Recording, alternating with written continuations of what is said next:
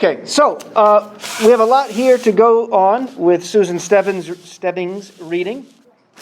As I mentioned, Thinking to Some Purpose is a very early critical thinking textbook, and we see, I guess, progenitors of it, or preludes to it, in some of the work by John Stuart Mill. He writes about analogy in his works on systems of logic. He writes about inductive reasoning, but not in a way that's accessible and not really about issues that are outside of a philosophy or a logic class. Stebbing does a really good job, I think, of introducing these topics in Thinking to Some Purpose with respect to how we think in everyday experiences. She focuses on politics, she focuses on science, she focuses on a lot of the things that we cover in this class. And it's written in 1939, right up to World War II. And that's not inconsequential to the things that she has to say. And I think, not to make too much of an analogy between the lead up to World War II and to today, but a lot of what she writes and a lot of her concerns, I think, are connected to that time period. And you see this from one of her quotes. We easily fall into the habit of accepting compressed statements which save us from the trouble of thinking. That's a wonderful phrase. Thus arises what I shall call potted thinking. She stipulates a new term. She stipulates what this term potted thinking is. It's a fallacy which is relevant to what we'll come to later on. She extends this by saying, potted thinking is holding defined beliefs without mastering or inquiring about the evidence upon which they ought to be based because of laziness, business, or ignorance. And I think the business is in the sense that my business depends upon me not questioning. My financial well-being is dependent upon my not thinking clearly. Which saves us from the trouble of thinking. The examples she gives are slogans. I would add cliches. Simplifications. In particular, simplifying an antithesis. An antithesis is an opposing viewpoint. She gives the example of fascism's consequences. Fascism's terrible, which it is. Make democracy irreproachable. Another way of putting that is, to make it more contemporary, socialism, communism, horrible. Therefore, you can't critique capitalism. Do you see what she means by setting up an antithesis such that you cannot question your own particular position? Whatever problems there are with socialism or communism, that should not lead to the impossibility of one questioning one's own particular system. This is binary thinking. This is either-or thinking. And she's very concerned about this throughout the text. 8.5 or 9 on the whiteboard. Say again? 8.5 or 9 on the PowerPoint. 8.5 is the one I just added. Did it come up? Yep. Okay, good. And I'll add an audio to that too. So those are her dates. She's a British philosopher, an analytic philosopher, very much influenced by the analytic tradition. She has a dry wit, much like Bertrand Russell.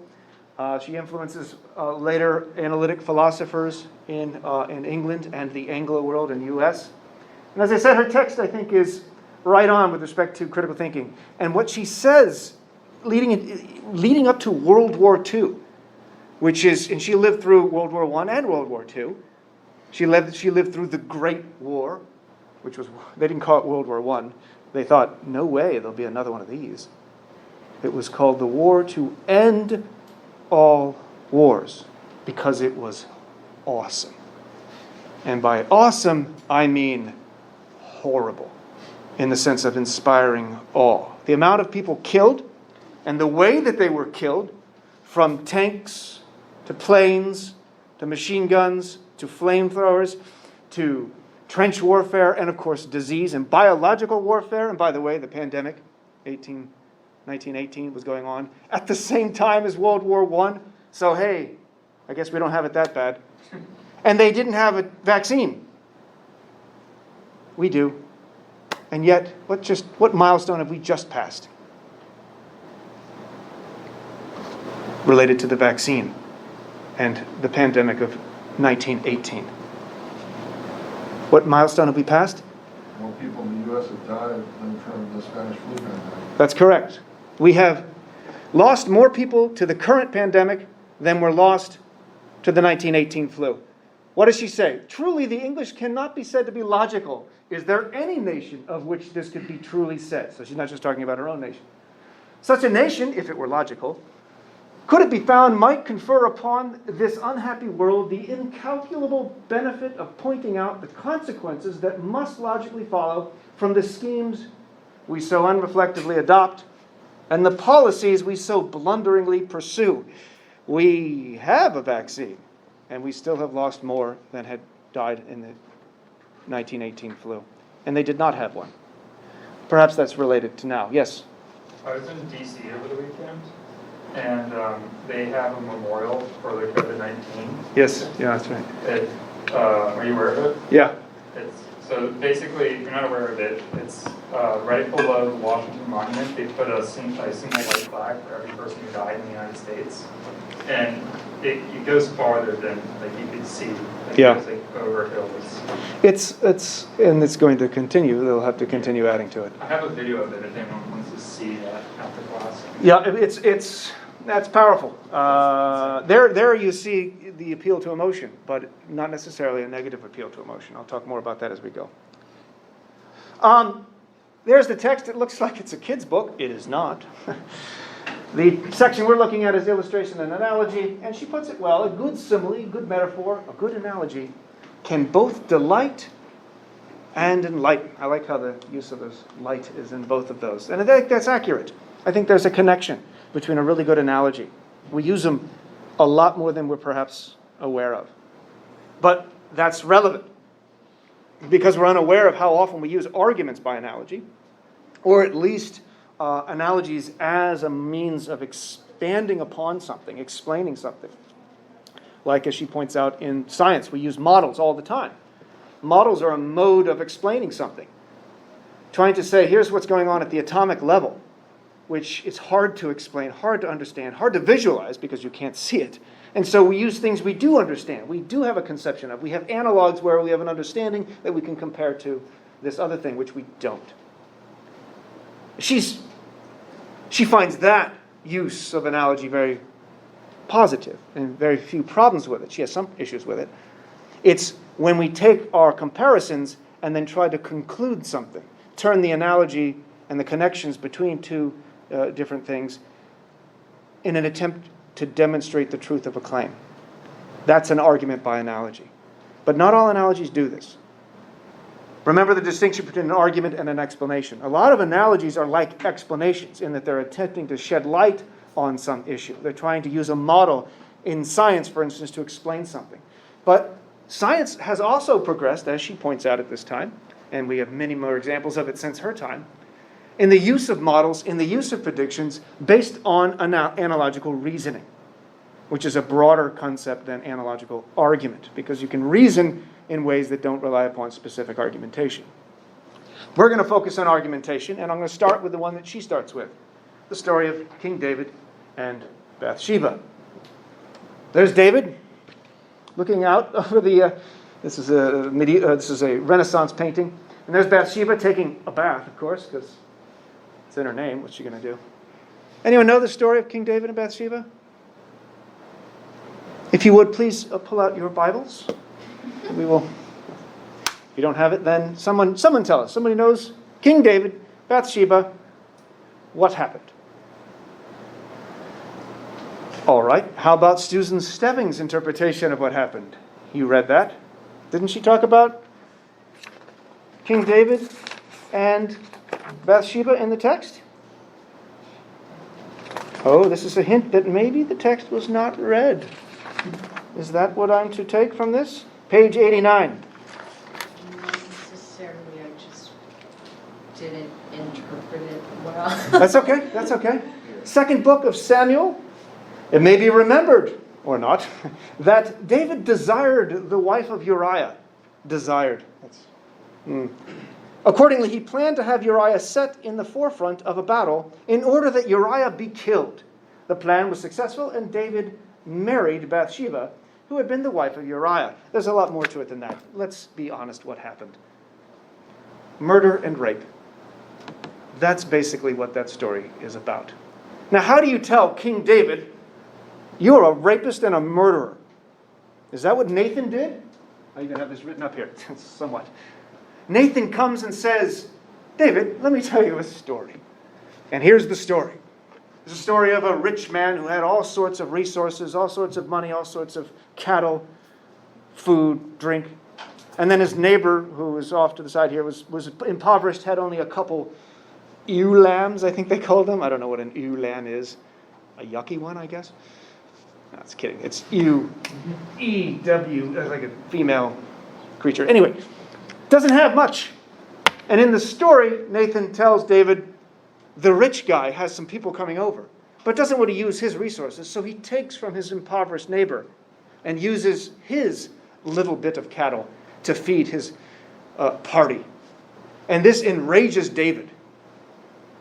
He says, that's horrible. I can't remember all the things that he says. He should be shot. That's how I would have written it. That's a joke, because King David, there was no guns back then, so he couldn't have been shot, you see? That's an anachronism. In any case, David is enraged because he recognizes the immorality of it. And at the end, Nathan says to David, thou art the man. Which I was jokingly said, if I was writing the Bible, I wouldn't have put it that way. And it's true, I wouldn't. And you shouldn't either. When you construct an analog where it is clear, in this case, the moral conclusion is clear. What that rich dude did was wrong. And you get the person you're talking with to accept that. You get them to recognize, oh yeah, that's wrong. They've already concluded that. To avoid what Stebbing will call the fallacy of special pleading, which we'll get to in a moment. But once you've constructed the story, and you've got, instead of premises here, we've got analogs or parallels or facts, if you will, in the story that connect with and are relevantly similar to facts or states of affairs in the story in question. This is the one where we don't know about. We're not sure. This is the target. This is what we want to reason to. This is the story we know something about. And we might even have another story that's diverse, but appropriately analogous to this one. And in both the cases, we say, yeah, what that guy did was immoral. And both of them are properly analogous to the story in question. The ideal situation is not that Nathan has to tell David, oh, don't you see? That's you. But David figures it out by himself. Because once you tell somebody you're a rapist and murderer, or the parallel to that, you're not going to get them to listen to you. Especially where we are today in politics, in ethics, in social divisions. Set up an analog. Your job with respect to making the argument then, which may be after the fact, filling in the blanks, putting it into standard logical form. Hopefully that's an afterthought. Hopefully that's not needed. Hopefully the individual you're speaking to recognizes, oh, holy shit, that's me. I did this.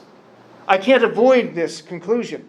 I cannot engage in what she mentions is the fallacy of special pleading, which it occurs to me I might not have included this fallacy in that glossary where I had a list of fallacies and what the PowerPoints that they're associated with. You may want to check. I don't recall adding this one. So you may make note of that now. This is PowerPoint 9, right? And special pleading is involved here. It's similar to the fallacy of accident. The fallacy of accident was, here's a general rule that gets misapplied because I'm unaware of, I'm not thinking about mitigating circumstances. The pizza example. Hey, do you want, here's your whole pizza. Do you want it in 4 or 8 slices? Oh, 4 please, because I'm on a diet. That's a confusion. That's an error in heuristic reasoning. Usually those heuristics, those general rules of thumbs apply. But in this particular case, they don't. In this case, you're taking a general rule of thumb, let's put it in terms of variables. X's are usually Y's. Aristotle happens to be an X, but Aristotle is an exception to the rule because, and there you have an irrelevant reason given, therefore Aristotle is not a Y. That is a case of special pleading, not a case of accident, or the fallacy of accident. Although they can be easily overlapped or confused. For example, there's a general rule of thumb. Everyone in this class has to take a final exam, which is true. You are a member of this class, you are part of X, but I say, you don't have to take the test. And then I offer an irrelevant reason, which may be, what would be an irrelevant reason? You once said you liked Aristotle. I love Aristotle. You don't have to take the test. And then everyone else would say, whoa, what's going on here? I'm specially pleading on your behalf. Usually it's somebody saying on their behalf. I shouldn't have to take this test because I'm taking 6 classes and I don't have time, blah, blah, blah. That sounds like it's relevant to whether or not you can take a test, but notice it's not logically relevant because others may be taking that many classes. You chose to take that many classes and so forth. The question is it a relevant difference? And there may be relevant reasons for saying we ought to treat this person differently than that person, right? I can't come to class today, but you're a student, and all students should come to class generally, if they can. Yes, well, you see, my arm got ripped off by a tiger. I was watching, we bought a zoo the other day, and I was expecting some of the tigers to go wild, but this was more for kids, so that didn't happen. And I can't come to school today because my arm's been ripped off. That's not special pleading. That's a legitimate reason to not come to school. So if that happens to you, don't come to class. Or if you think you might have COVID. Those are 2 good reasons not to come to class.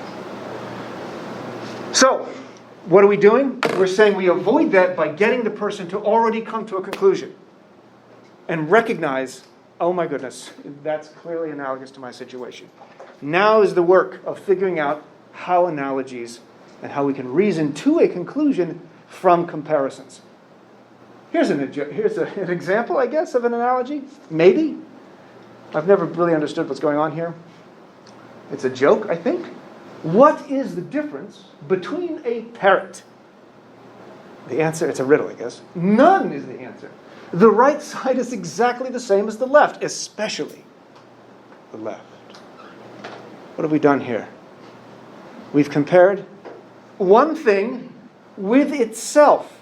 I guess I can compare my right hand to my left hand. That's possible. But this doesn't do so in any meaningful way. It's absurd. It's a joke. It's meant to show that you cannot compare something to itself, because if it's one thing, it's not a comparison. Analogies are comparing 2 unlike things. They're separate things. And we're finding the narrowing in on the relevant connections. And to the extent that we find enough relevant connections, it's likely we can find further similarities. That's the most general rule of thumb underlying analogical arguments and analogical reasoning. The more similarities between 2 states of affairs, 2 objects, 2 things, 2 stories, the likelihood there'll be more. So was the point that you can't make an argument from analogy with just an object, like in itself? It was really just to make that joke. I wanted to say it out loud. But no, I can compare myself to myself yesterday. I cannot say, I am very similar to me right now, because that's silly. I am numerically identical to me right now. And that would be, you've left the realm of induction and gone to deduction, and you've made an identity claim rather than a comparison. And so I guess I can expand a little bit on why I included that. Since I'm comparing 2 situations, states of affairs, that are different in many regards, it's not going to be a deductive case. There are ways of interpreting arguments by analogy as deductions. Aristotle does this in his rhetoric and his prior analytics, I think it was, or topics. We see variations of this in contemporary debates among logicians about whether or not we should interpret arguments by analogy as deductive or inductive. In most cases, they're seen as inductive for the reasons I'm discussing here. It depends on how they're structured. There's actually been quite a bit of research on arguments by analogy recently. And whether or not you can, and Stebbing is a little bit dubious about this, whether or not we can or should derive conclusions from comparisons. Because there's so many examples. These are not hers, these are mine. Or rather, they're not mine, they're high school students. It's very easy to come up with comparisons between 2 different things. In fact, between anything. And yet, it's not obvious what we're to conclude from it or that we are attempting to conclude anything. This was a competition, high school competition, who can come up with the best analogy. But these are not arguments. She grew on him like she was a colony of E. coli, and he was room temperature, for some reason, Canadian beef. That's very specific, which I guess makes it funnier. He walked into my office like a centipede with 98 legs missing. That's amusing. Just like a centipede, if it didn't have all the legs. Of course, we define centipedes by the number of legs they have, which is not 100. That's just a lie. Has you ever caught a centipede and guessed? There's no way that's 100 legs. Or a millipede? What would a 1,000-legged creature look like? I'll tell you what. A damn monster. And it would freak the hell out of any rational human being. What are we doing with analogy? It's often misleading, says Samuel Butler. But it's the least misleading thing we have. I don't know what that means. I don't know that that's accurate. I don't know that Freud's got it right either. Analogies prove nothing. Quite true. But they can make one feel more at home. That's poetic, but I don't know if it's accurate. They cannot prove anything with respect to deduction, with respect to mathematical logic. Remember the discussion of proof. Analogies aren't attempting to do that in almost every case. Yeah. I think what Freud might have been talking about was like the human conceptual system and how even like in that one reading you gave us earlier on about how Metaphors we live by? yeah, exactly. And so Freud talks about like language sometimes structuring Yes. thought and metaphors structuring thought. So Yes, and feel at home, well, what are we doing? We're comparing something we don't really know about or trying to reason to from something we do understand. There's the feeling of home. I think that's right. I was being overly dismissive, perhaps. I was getting in a feud with Freud. A Freud feud. Okay. Schadenfreude. Schadenfreude. Does anyone know what Schadenfreude means? This will be relevant with our discussion of definitions next time. Shattering of one's joy. It's when you laugh at somebody who's... And Freud actually had stuff to talk about Schadenfreude. It's not... There's an E at the end. Freude means joy. And Schadenfreude, the German word for shattering. We have to have it in German. There's no English translation of what's going on there. Only the Germans can have one word for shattering another's joy. You laugh at somebody who falls down. You laugh at their expense. Okay, enough of that. Analogy is not itself an argument. What we're doing to make an argument is going from comparisons and trying to reason that some further similarity or some other claim can be derived from it. It's therefore ampliative. The conclusion, if true, is going beyond whatever was in the premises, which makes it, that's why I always include it under the rubric, under the umbrella heading of induction. And so we don't think of analogy as true or false, that's just a technical matter. Think of it as apt, useful, accurate. And what we do is we argue from a claim or claims that two or more things, sometimes states of affairs, cases, situations, have a given property in common. Or more likely, given properties in common. And it matters what those properties are. It matters how similar they are. It matters how many similarities they are. And perhaps most importantly, it matters how relevant to the conclusion you're trying to drive those similarities are. I think that's the most common mistake with arguments by analogy, is failure to recognize that those similarities you're basing your conclusion upon are not relevant. Of course, the other is ignoring relevant disanalogies, relevant dissimilarities. So some of the language that's used, you'll see a little bit of this with Stebbing's example on page 88 and her uses of variables there. We see variations of this going all the way back to Aristotle. But we use the language now of a sample or a source that we know something about. That's the primary analog. And we can have more than one. And when we're using an argument by analogy, typically what distinguishes, as we'll see in a moment, an argument from analogy and an enumerative induction or a generalization is that the target, the thing we want to know about, is a singular thing with an analogy. With a generalization, the target is typically a class, a group, a broader category, typically.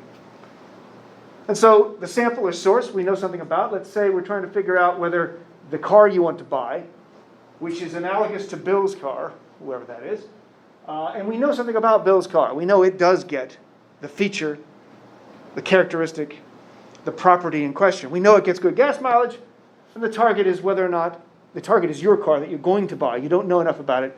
You are ignorant about it. It's the question mark. You want to see whether or not it's legitimate to infer it also will get good gas mileage. And you can add to this. This is sort of haphazardly done.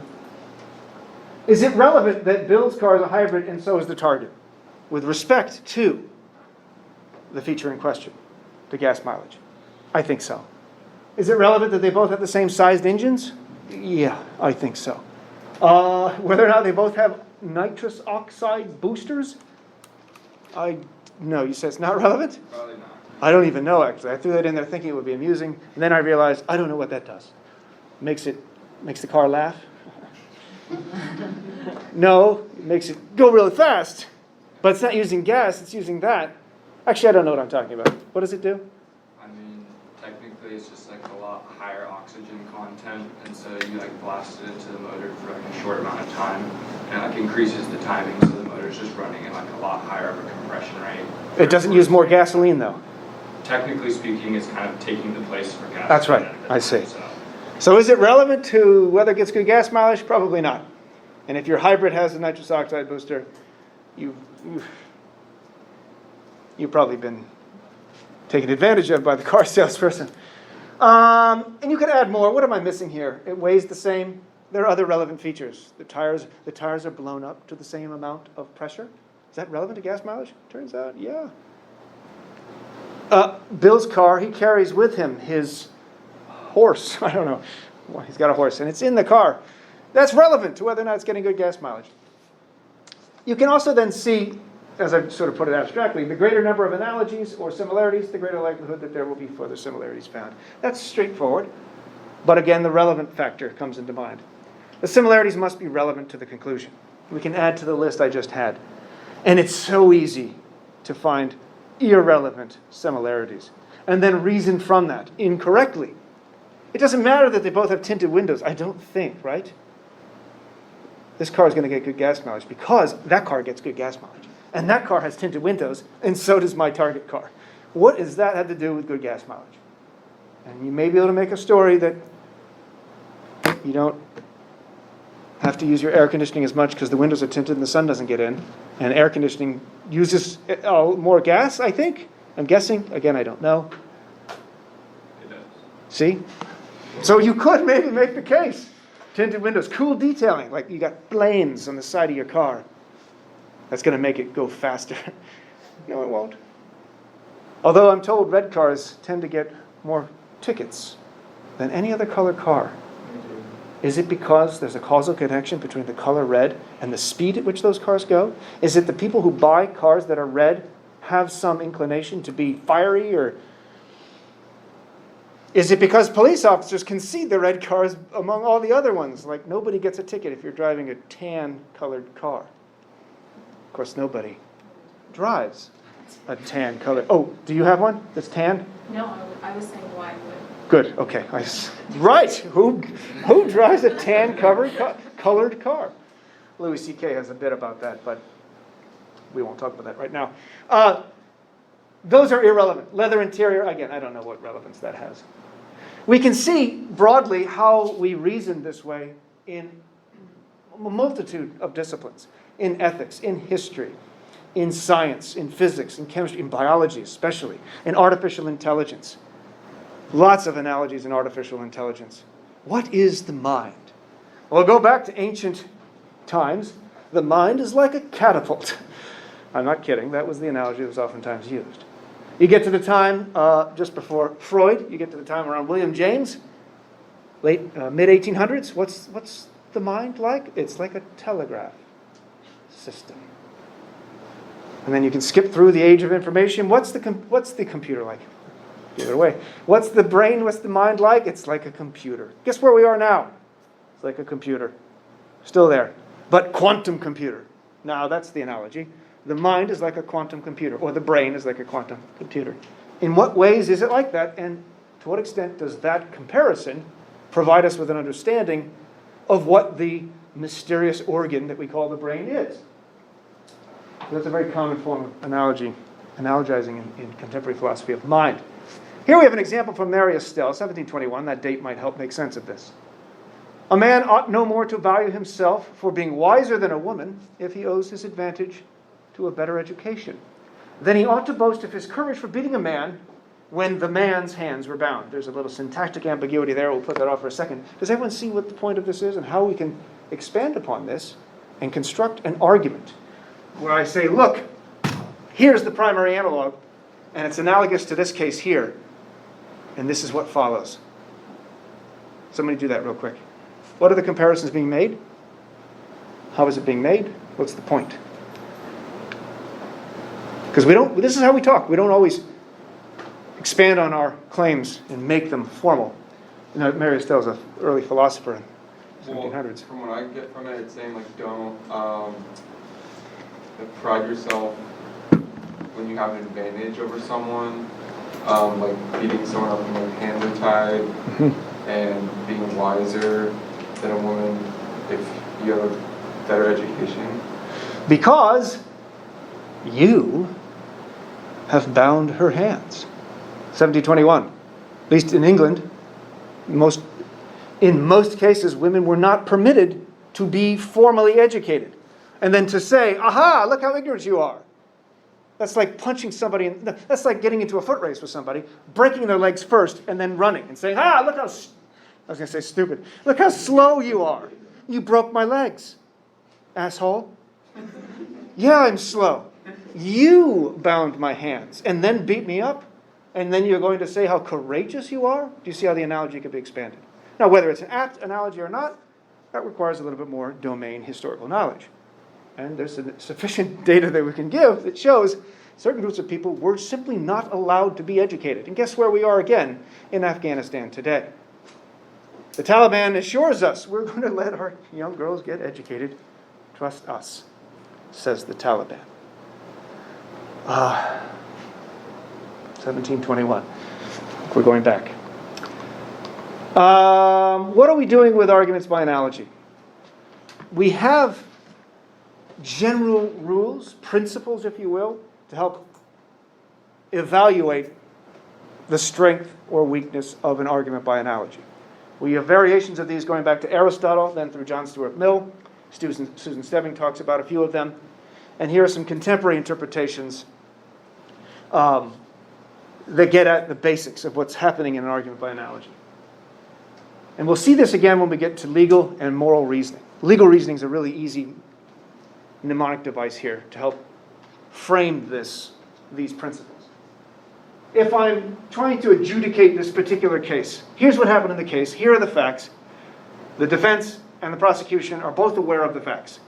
What the defense needs to do, or rather what the prosecution needs to do, as they have the burden of proof to initially make their case, we'll take that on later on, is come up with preceding cases in which we find all of this applying, except for number 6, which I'll get to, specificity of conclusion, in a moment. I want to say the current case at issue is analogous to this other case that has already been decided. In legal matters, it's called stare decisis. Fixed decisions. Which doesn't mean you can't overturn those decisions, but you just have to be very cautious. There are some debates going on about that now with respect to Roe v. Wade, as you might imagine, in Texas in particular. Well, let's appeal to previous cases. Look at this case here. Here is what happened. Here are the facts in this case from 1959. And notice how it parallels this current case. Look at all the similarities. The number of similarities matters. But more importantly is the relevance of those similarities to whatever conclusion you're trying to draw. I pointed to you as the conclusion. I don't know why I did that. What is the nature and degree of the dissimilarities? The defense attorney might then respond, look, you're pointing out this particular case as having these similarities. Either the similarities are not relevant, or they're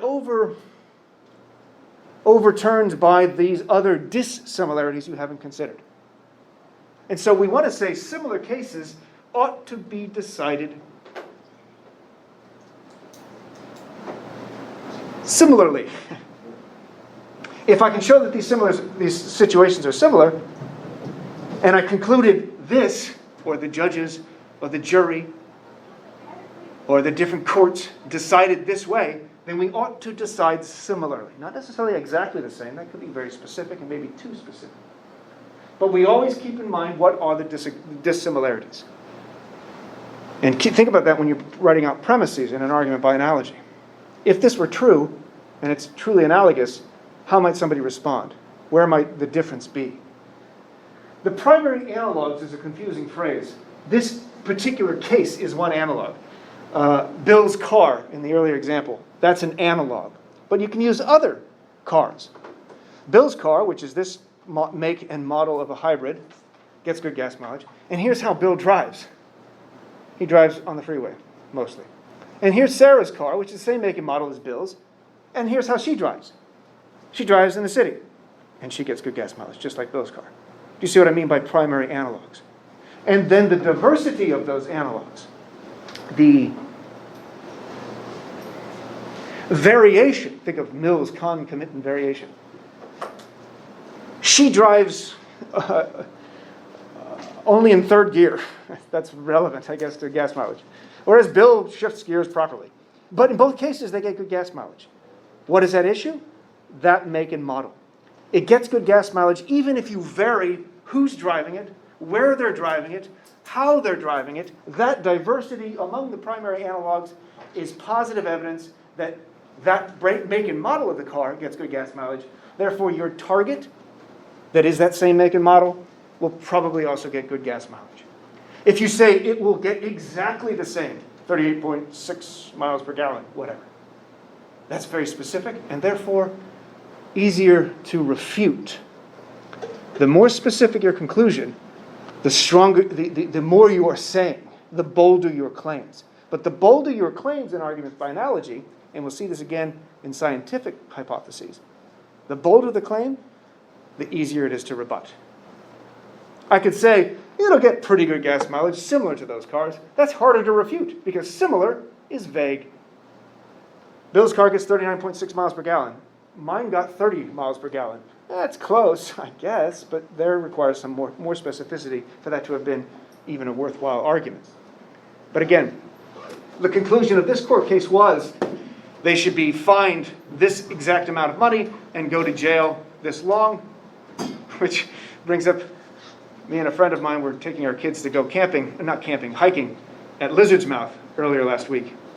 We got there and there was a sign that said, "Park is closed." And we said, "Not for us, it ain't." And we kept going because we thought we were impress our children. And then there was a sign that said, "Violators will be prosecuted." They closed the park because of a fire hazard.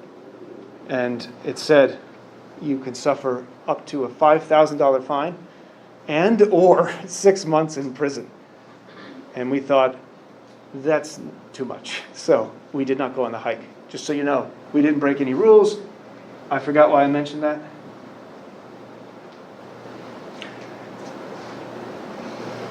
Nope. Nobody else. What was I saying before Lizard's Mouth? There's relevant to it. There's some relevance to it. Oh boy, nobody was listening? Oh no.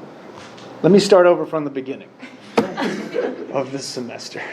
So specificity of conclusion. So the fine, let's say I did break the law and we did go hiking up to Lizard's Mouth, and then the park ranger caught us and said, you need to pay a fine, and it needs to be exactly this amount because this is the fine we pay, that somebody had to pay because they did the exact same thing that you did, or something like that. And so our punishment is going to be analogous to what has been decided in previous cases.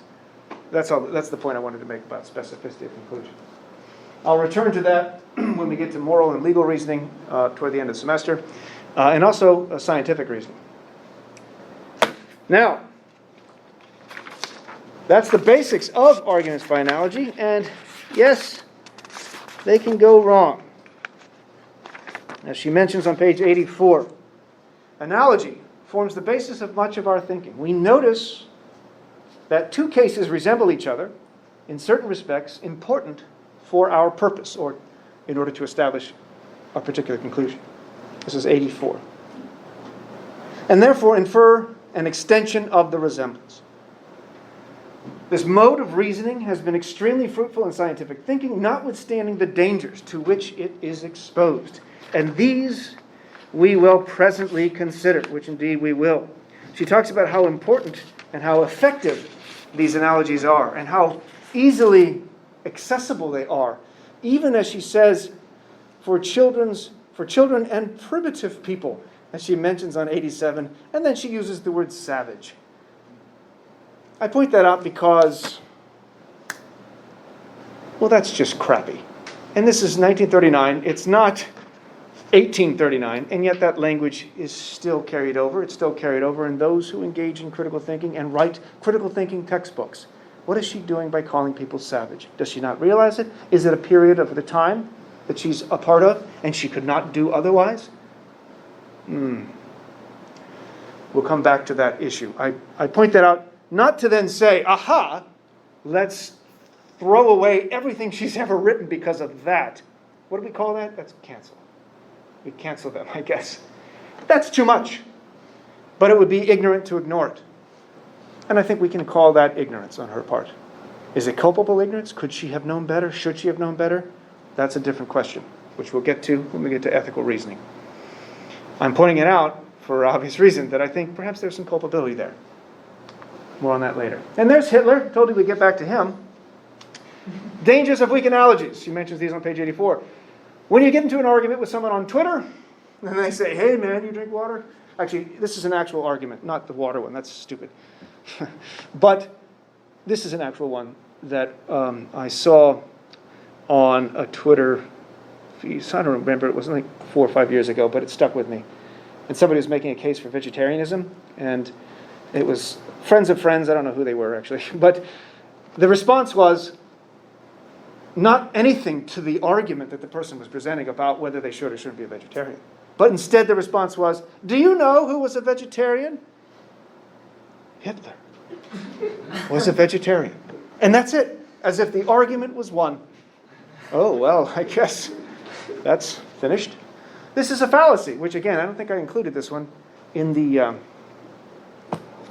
glossary where it, again, matches fallacies to the PowerPoints. It's called the fallacy ad Nazium, or fallacy ad Hitlerium.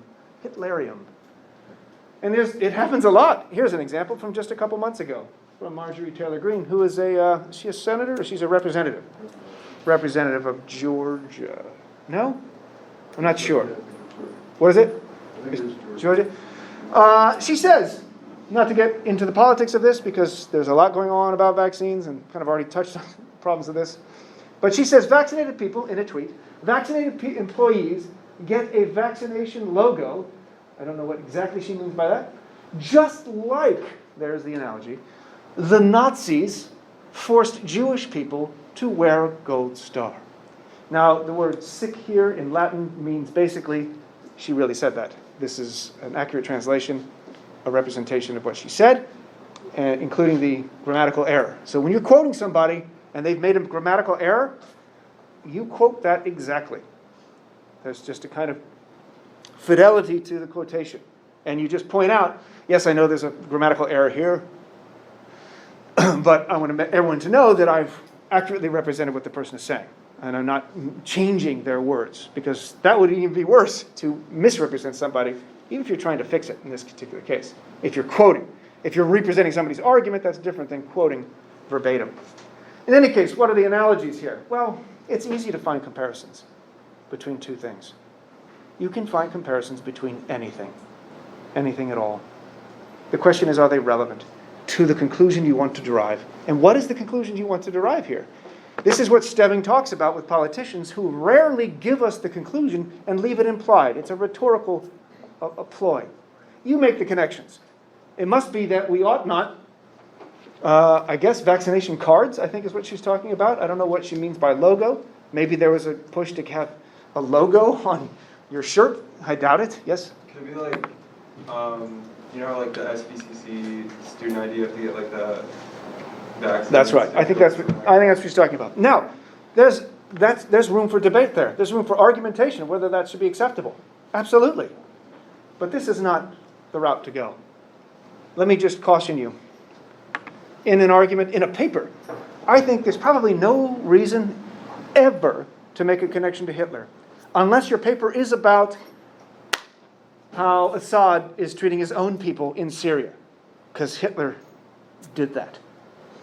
You can, unless you're arguing about a comparison of genocide, because Hitler did that.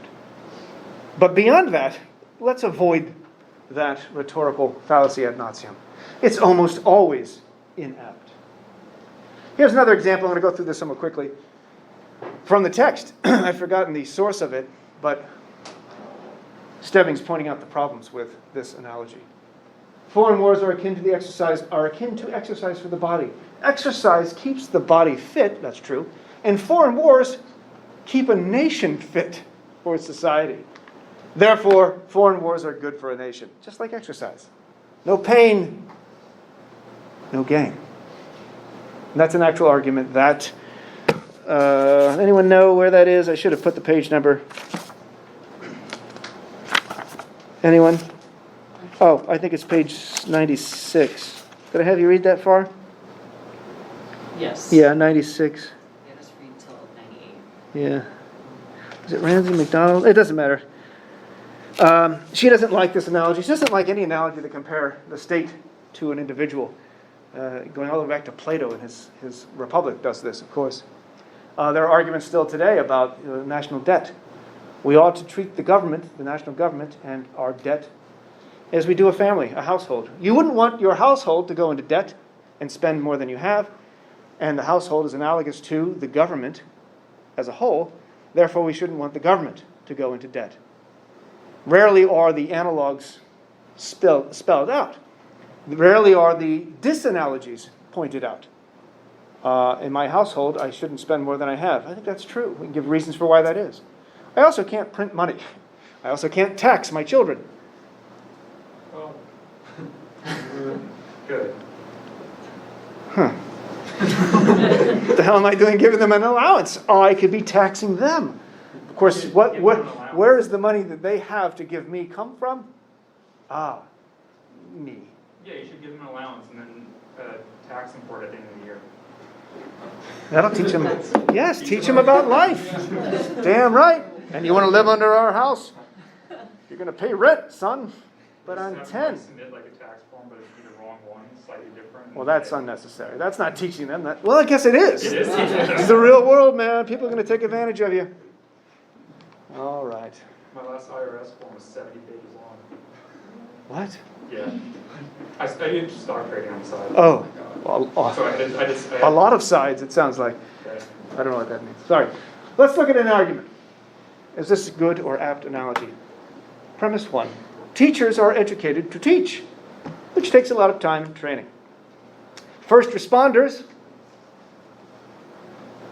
are educated to protect and neutralize threats, which takes a lot of time and training. Do you see where I'm going with this? This was relevant a couple years ago, it still is today, with a spate of public shootings, mass shootings at schools.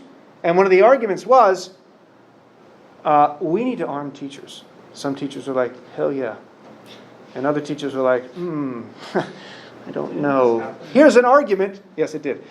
Here's an argument from those who say, I don't know.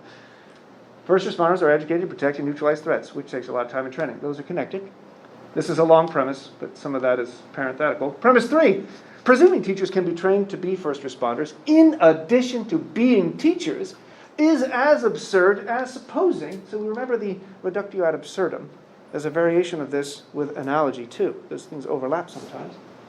It is as absurd as supposing we can train first responders to be teachers in a completely new discipline. This is way too long, but notice I put most of it in parentheses because I'm talking about it for you. Premise 4. Since we would not expect a person trained as a first responder to be able to teach, say, philosophy, after 10 weeks of training, because I think that was roughly the estimate that they thought teachers would need to learn how to shoot in a mass shooting situation, we should not expect the same of a teacher regarding active shooter scenarios. So, we should not arm teachers, unless it's with knowledge. I'm kidding there, of course. That's equivocation, which we'll talk about next week. So I'm not going to evaluate this argument now, but consider. There are good arguments on the other side too. If a potential shooter believes that teachers are armed, they're probably less likely to go into that room. Then there's counters to that as well. If I'm carrying a gun, I'm more likely to shoot myself in the foot as I'm writing on the board or pointing, because my laser doesn't work, so I'll have to use my gun, obviously. You see the point I'm making? Somebody's going to get hurt. Anyway, there's a lot of reasoning that would go there, and the way we go about this is to say, if I disagree with this conclusion, we say, no. The comparisons are not apt, and here's why. And then the burden shifts to the other person. And then it shifts back and say, your analogy is mistaken. And we use arguments by analogy like this all the time. That's a lot of words. Sorry about all that. Okay, I'm going to skip through that. Just another example. This is relevant to a potential topic for the paper. Here is it. Again, it's in tweet, so we don't get a whole lot of background of the argument. But this goes back to the Syrian refugee problem, right? The Syrian refugee issue.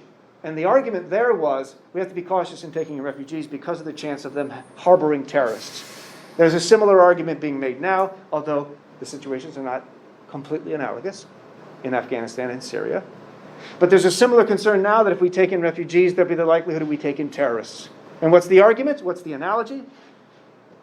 If I had a bowl of Skittles, and that's a bowl of Skittles, and I told you just 3 of the Skittles would kill you, would you take a handful? No one would. No one is going to say, yeah, I'll have some of those. There's like 100 Skittles there. There's only 3 of them that are poisoned. What's that leave me? 97% chance I'll be fine? I'll take those odds. Who's going to take those odds? I'll take those odds. Really? Yeah, maybe like a few. Poisoned, you'd die. Yeah. 3 Yeah. out of that. It's 100 Skittles. But you're taking a handful. Not Yeah, just, But it's like I don't 20 know. Skittles. Wow. You liked Skittles. to a fault, perhaps. So there's an example of somebody who might take the Skittles. Of course, is this analogous? Is it apt? Notwithstanding a comparison of people to barely food. I don't know what Skittles are, really. I guess they're edible. You can eat them. But what are the numbers? What are the probabilities? Is there a probability that a terrorist can be a part of a refugee immigration situation? Yes. Do we screen refugees? I think so. In the way that we screen Skittles? I mean, there are chances that you buy a Skittles or anything that some of it's poisoned. You know that going into the stores. But you don't think about it enough to realize it's the actual numbers. They're pretty low. They're pretty low.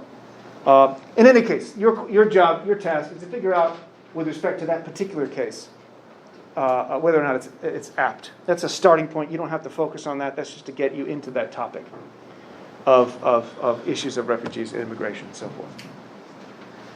Now, that's argument by analogy, and it's not dissimilar to arguments from enumerative induction. I prefer that to generalization sometimes because the word generalization, as it's being used here, is incorrectly being used. This is from, of course, Office Space. If you could stop generalizing, that'd be great. If you haven't seen Office Space, shame on you. You should go watch it.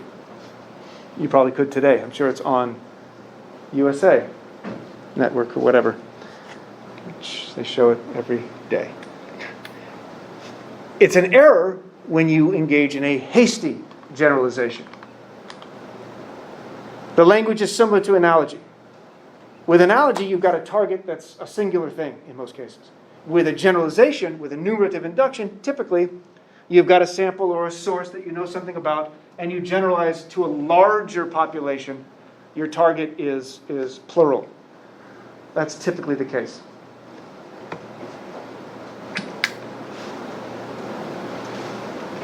Your job is to figure out how similar is the sample, the source, to the larger whole. And this is the language that we saw relative to analogy. The sample, the source of something, information you know about. I asked you about how many people were afraid of snakes in this class, and I think 3 of you said you were. And then let's imagine I infer, that is representative. What's 3 out of 22 or whatever? Figure out that proportion. And then I infer that that same proportion is found among the population of the United States. That small amount is proportionate. Would that be a good inference? Why not? Because it's not enough. It's not enough? What's not enough? The sample size Yeah. is too small. This is 24 people, 22 people. That's a small sample. What else is wrong with this sample? What's wrong with you? Yeah? The demographics not like split up enough.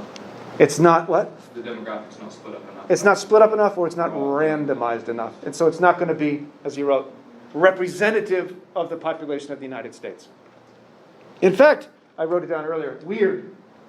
There's a paper, a meta-analysis of psychological studies. And they found, in psychology, is studying human nature, studying how humans think. And the title of the paper, this meta-analysis of psychological studies, it's called WEIRD, which I think I spelled right. It's I before E, except after C, and except with the word weird. It's a stupid rule, but it's weird. Western, educated, industrial, rich democracies is what that stands for. The relevance to that is, well, I'll just ask you. Psychology researchers, where are they found mostly? Where are people who study psychology found? Where? There, yes. And there, more specifically, is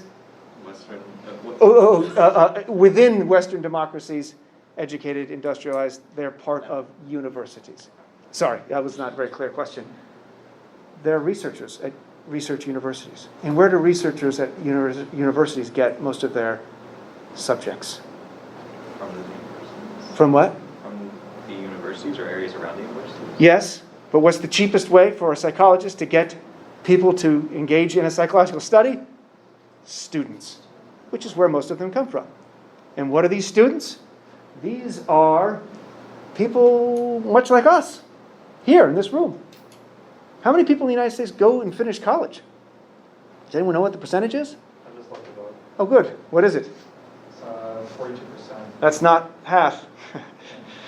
That's higher than I thought it was. So That's higher than I thought it was. That's so good. I looked it up more, and it's increased a lot over the past 2 years. Oh, okay. 2 to 4 years. This was 2010. And what they found was psychology has found facts about human, you see what I'm doing with the scare quotes? Human nature. How do we know about human nature? Because our studies of college-age students in United States universities, these things are true of those students. And therefore, it must be true of all humans? That's a weird conclusion. That's a hasty generalization. That's where your target, the rest of the world population, humans as such, is not properly represented by the sample that we know something about. That had huge implications for how we understand human psychology. It ought to have been changed. We ought to be more accurate.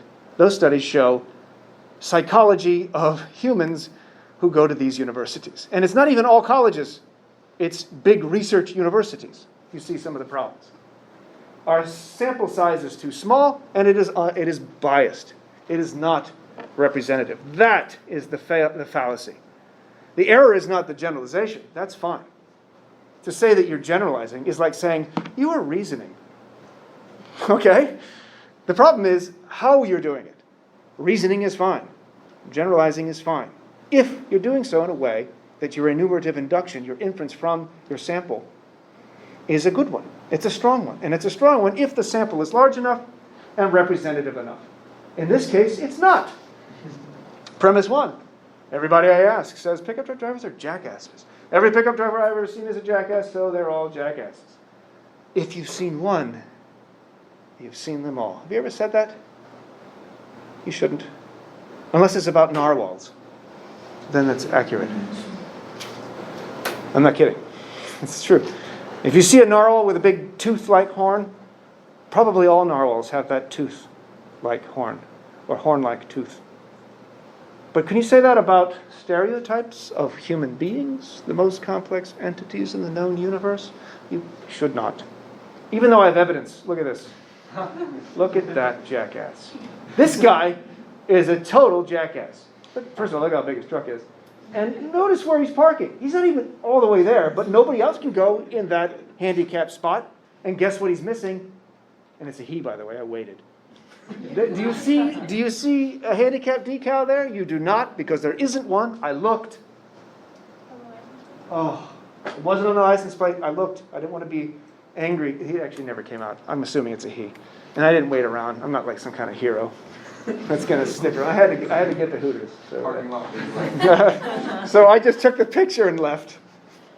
Have you talked to anyone about your hatred for truck drivers? I have, yes. Freud. A Freudian psychoanalysis. No, my wife. I'll talk more about that with stereotypes. It's actually going to be a relevant discussion to stereotypes. I really did have, not anymore, did have road rage. Now, I ride a bicycle. Well, it cures road rage. Here's that narwhal I was talking about. I saw a narwhal with a huge unicorn-looking horn. So, all narwhals have horns. Indeed, they are the unicorns of the sea. That's a tooth, I'm told, which is really weird, but that's what it is. It actually is a tooth. Yes. It's not a horn. Oh, you asking or saying? Oh, I didn't know. Oh, I think it is, yes. It's not like a tooth for eating, because that would not be helpful. Like its prey is stuck on the end of its tooth. It's not going to be able to do anything with its, it's like a carcass flopping around on its head for days. It would be awful. I think it's for busting holes through ice, probably. In any case, it's a natural kind. This is something Aristotle talks about. In almost every, in most cases, you should not make an inference from one instance to a general population.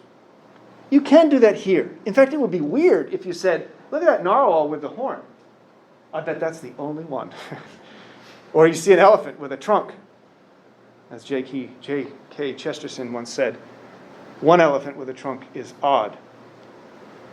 All elephants with a trunk, that sounds like a plot. As if it's intended. There's a reason for it. It would be weird if there's an elephant with a trunk and none of the other ones had one. That's unlikely. Go ahead, real quick. It's a sensory thingamajig. Ah, Detects temperature, water pressure, Wow. particle gradients. and that's incredible. Has like a whole system. I didn't think I could be more impressed by the narwhal. You have just increased my... It's also flexible. Doesn't look it. It doesn't look it. That is fantastic. It's an antenna. Yeah. Ah, I love that creature. All right, on we go. What, you want to see more of it? He's got a little smile on his face. It's not a platypus, but it's still pretty good. All right, now this is not good. Golfing magazine of approximately 200 golfers surveyed, 55% agreed that Viagra is swell. I added that part. Most golfers like Viagra. That's not terrible of an argument. If I said most men like Viagra or most people, notice that changes things considerably. First of all, it would be an unbiased sample if we're only talking about golfers. But if we're talking about men generally, this is a biased sample. It's too narrow. That's pretty straightforward. It's not random. And by random, we mean we're getting people from multiple demographics, from people who are educated, who are not educated, people of different races, different religions, gender, and so forth. That's what we mean by random.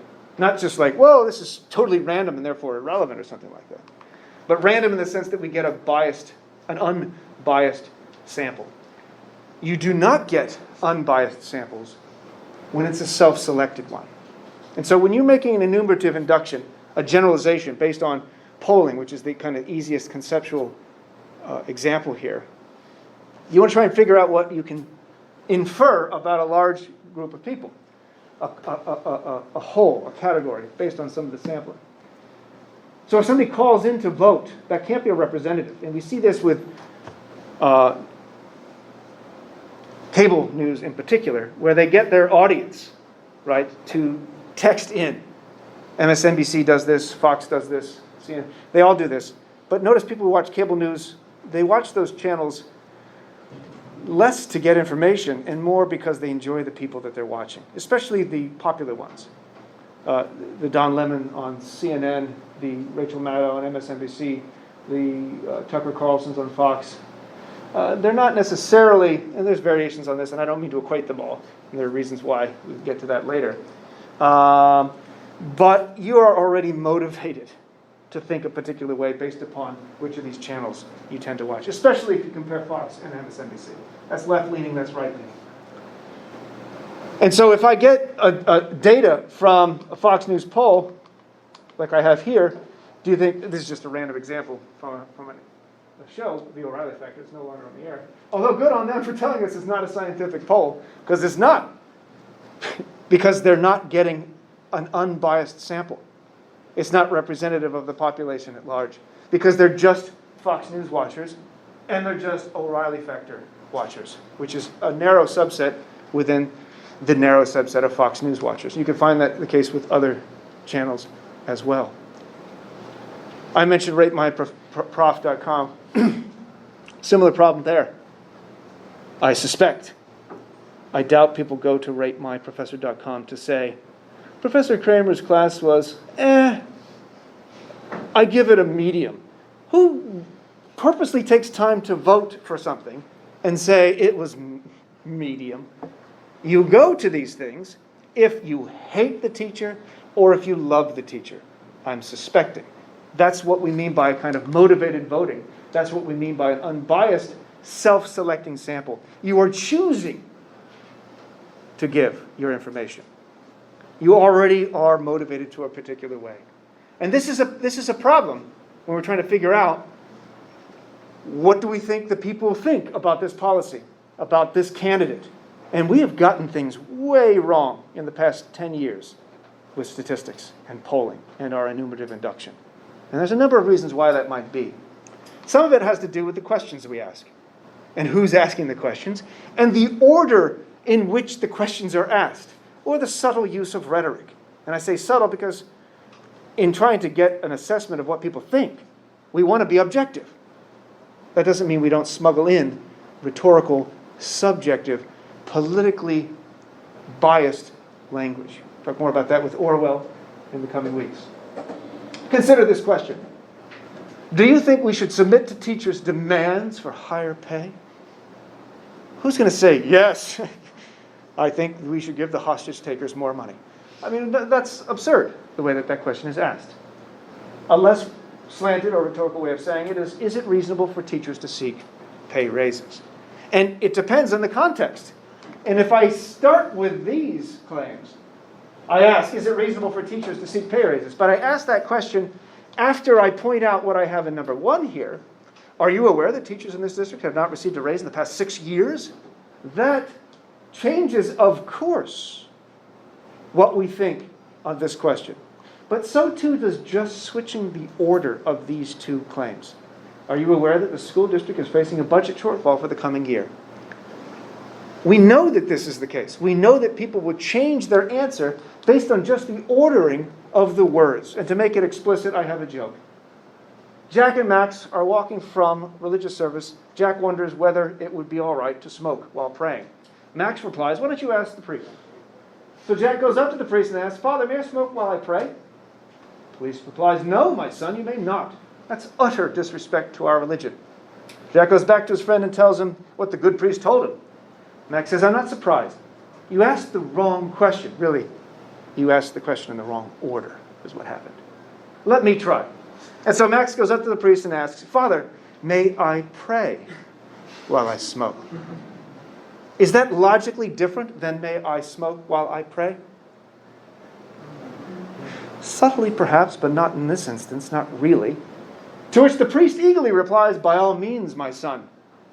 You can always pray whenever you want to. That's wonderful. That's the problem with how we raise questions.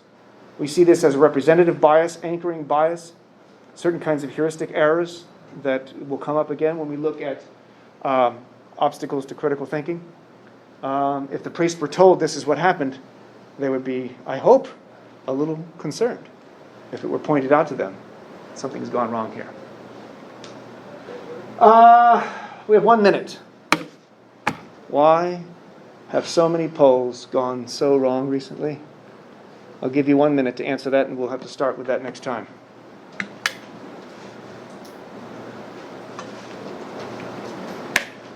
Can I What? answer that right now? Well, should I even? I'll tell you one of the reasons. We already did it. Slanted questions, right? Biased questions. That's one reason. But there are a lot of others that are a little bit more complex. And it has to do not just with the inference that we make, but from the data that we're given and how that data is accumulated. And a lot of it has to do with cell phones as opposed to landlines. So that should give you some hints. Plus, you'll have access to the slides, so you can figure that out pretty soon.